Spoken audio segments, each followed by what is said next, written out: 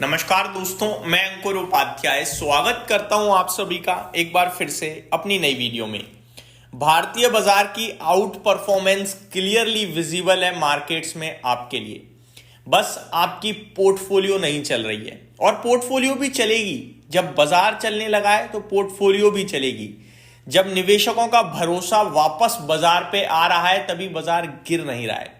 आप कंडीशंस देखिए, आप सिचुएशंस देखिए। पहले क्या हो रहा था, भारत से पैसा निकाला जा रहा था, बिकवाली हो रही थी दबाकर, और उस पैसे को लगाया जा रहा था दूसरे इमर्जिंग मार्केट्स में जहां पे एआई रिलेटेड स्टॉक्स थे। करंट सिचुएशन ऐसी है कि एआई रिलेटेड स्टॉक्स में ही सेल ऑफ आ रहा है भयंकर, और जो इमर्जिंग मार्केट्स में एआई रिलेटेड स्टॉक्स हैं वहां पे बड़ी भारी पिटाई पड़ रही है। चाहे फिर वो यूएस मार्केट हो, चाहे फिर वो यूरोपियन मार्केट हो, चाहे फिर वो एशिया के कुछ चुनिंदा मार्केट्स हो। आप नोटिस करो रिसेंट डेज में कितना भयंकर सेल ऑफ आया है ग्लोबल लेवल पे। एग्जांपल के रूप में मैं अमेरिका बताना चाहूंगा। लास्ट 5 दिनों में अमेरिका में डाउ करीब 2400 पॉइंट टूट गया है। अगर नेस्डेक इंडेक्स की बात करें तो अपने टॉप से 5 दिनों में करीब 7% नीचे आ गया है। और अगर बात करूं बाकी के बाजारों में तो साउथ कोरिया का बाजार तो एक एक दिन में 3-3% गिर रहा है। अगर जापान के मार्केट्स की बात करूं तो वहां भी करीब करीब 2,500 से 3,000 पॉइंट्स से ज्यादा की गिरावट आ चुकी है। तो भयंकर सेल ऑफ दिख रहा है भाई साहब, भयंकर दुनिया भर में। और भारतीय बाजार क्या कर रहा है, रीसेंट डेज के हाइस पे खड़ा है भारतीय बाजार, एक महीने के हाइस पे खड़ा है भारतीय बाजार। तो मेरा मानना यह है क्लियरली कि इंडेक्स पे आउट परफॉर्मेंस दिखने लगी है, और स्टॉक्स में भी आपको जल्दी ही दिखेगी। निश्चिंत तौर पे बने रहें, पहली बात ये क्लियर हो गई। अब आ जाता हूं मैं भारतीय बाजार में स्टॉक स्पेसिफिक और मार्केट स्पेसिफिक। ये तो मेरी कमेंट्री हो गई। सबसे पहले निफ्टी 25,956 पे ट्रेड कर रहा है, डे हाई पे। ये मैं तो ये कहूंगा एक तरीके से 45 पॉइंट हरे निशान में है। एक तरफ जब हम कल अमेरिका का बाजार देख रहे थे तो डर रहे थे कि एक बार फिर अमेरिका का बाजार 600 पॉइंट नीचे है डाउ पे, नेस्डेक 2% नीचे है, क्या होगा भारत के बाजार का, टेंशन का माहौल था। लेकिन क्या हुआ, भारत के बाजार का ऊपर खुला है भाई साहब, नीचे गया ऊपर आ गया वापस से, कुछ खास गिरावट दिख नहीं रही है। ब्रॉडर मार्केट भी ठीक ही है, मिड कैप इंडेक्स हरे निशान और लाल निशान में झूल रहा है। स्मॉल कैप इंडेक्स में 1.23% की गिरावट है, और bank Nifty flat to negative है। मार्केट ब्रेथ भी ठीक ही है, कुछ ज्यादा खराब नहीं है, खराब है बट ज्यादा नहीं है। 1150 शेयर समथिंग पॉजिटिव है और 1500 शेयर समथिंग नेगेटिव है एनएससी पे। तो ये आंकड़ा आपके लिए। आज एक आईपीओ लिस्ट हुआ टेनेको एयर का, बढ़िया लिस्टिंग है भाई, 24% गेंस के साथ आईपीओ ने पैसा बनाया अपने इन्वेस्टर्स का। तो आईपीओ में दोबारा से पैसा बनने लगा है ऐसा दिख रहा है। आईपीओ की बात चली है तो रिसेंटली लिस्टेड स्टॉक बड़े एक्शन में रहा है ग्रो। आज सर्किट फिल्टर हुआ 20% से 10% का, और लग गया है लोअर सर्किट। मैं लगातार इस पे वीडियोस बना रहा हूं जहां मैं कह रहा हूं वैल्यूएशंस कंसर्न हो चुके हैं। कल तो मैंने वीडियो बनाई थी जब मैंने कहा था कि एक ब्रोकिंग कंपनी के जो वैल्यूएशन है एक एक्सचेंज जितने हो गए हैं। ये बहुत बड़ी बात है यार, ऐसा नहीं होना चाहिए। क्योंकि आप ये देखो, ब्रोकिंग इंडस्ट्री पे जब कोई ट्रेड मारेगा तो वो एक्सचेंज पे ही जाएगा। तो आप उससे भी ऊपर जा रहे हो जिसपे एक्सचेंज पे जो वॉल्यूम जा रहे हैं, जिसमें उसके पास सारे ब्रोकर्स से आ रहे हैं वॉल्यूम्स।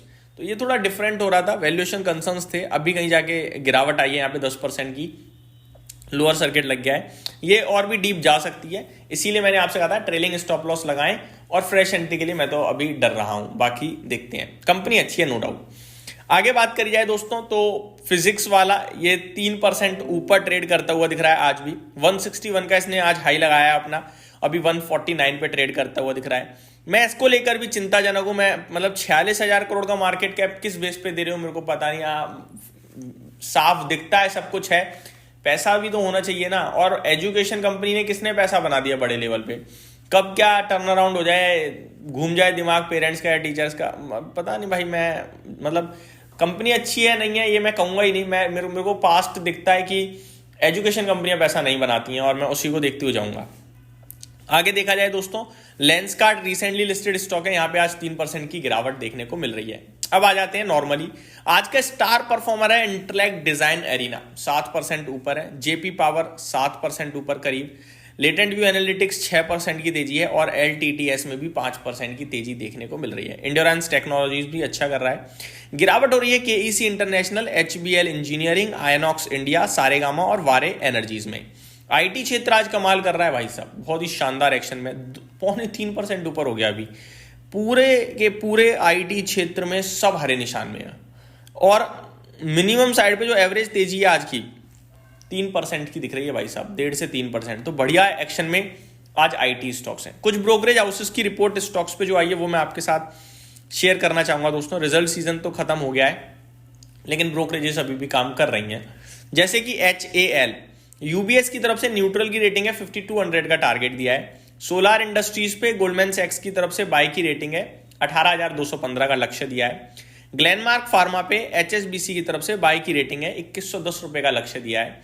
दीपक फर्टिलाइजर पे MK की तरफ से इनिशिएट करी गई है बाय की रेटिंग, 2000 रुपए का लक्ष्य दिया है। PNB हाउसिंग पे एग्जैक्टली क्या है, हाँ जी, मॉर्गन स्टेनली की तरफ से ओवरवेट की रेटिंग है, 1170 रुपए का लक्ष्य है। M&M पे गोल्डमैन सैक्स की तरफ से बाय की रेटिंग को बरकरार रखा है 4200 के लक्ष्य के लिए। PTC इंडिया पे गोल्डमैन सैक्स ने बाय की रेटिंग को बरकरार रखा है, लक्ष्य दिया है 24,725 का। हीरो मोटोकॉर्प पे JP मॉर्गन अपग्रेड करते हुए दिखे ओवरवेट न्यूट्रल से, और टारगेट प्राइस भी बढ़ाकर 6850 कर दिया है। टाटा कैपिटल पे JP मॉर्गन की तरफ से रेटिंग इनिशिएट करी गई है 370 रुपए के लक्ष्य के लिए। एक्सिस बैंक को UBS ने अपग्रेड करा है बाय के लिए न्यूट्रल से, और टारगेट प्राइस करा है 1500 रुपए, जो कि पहले 1300 रुपए था। IDFC फर्स्ट पे UBS ने डाउनग्रेड कर दिया है, टारगेट दिया है रेटिंग दी है सेल की, और टारगेट कट करा है 80 रुपए से 75 रुपए का। इंडियन होटल्स पे जेफरीज बाय की कॉल को दे रहे हैं, 935 का लक्ष्य है। LG इलेक्ट्रॉनिक्स पे JP मॉर्गन की तरफ से 1920 रुपए का लक्ष्य दिया है, और ओवरवेट की रेटिंग के साथ इनिशिएट करिए कवरेज। LG इलेक्ट्रॉनिक्स पे ही मॉर्गन स्टेनली ने इनिशिएट करिए ओवरवेट की कॉल, और टारगेट दिया है 1864 रुपए का। तो ये कुछ स्टॉक्स हैं यहाँ पे ब्रोकरेज हाउसेस बुलिश होते हुए दिख रहे हैं। यही मेरी तरफ से ये थी मेरी तरफ से पहली वीडियो। 26,000 का लेवल निकालना अभी भी मुश्किल लग रहा है। Thank you so much for watching this video. Have a great day guys.